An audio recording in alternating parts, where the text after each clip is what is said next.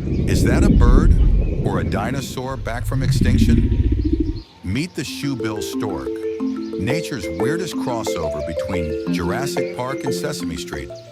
It looks terrifying, barely moves for hours, and makes sounds like a machine gun. Seriously, standing up to 5 feet tall, the shoebill lurks in African swamps, waiting, not blinking, not flinching.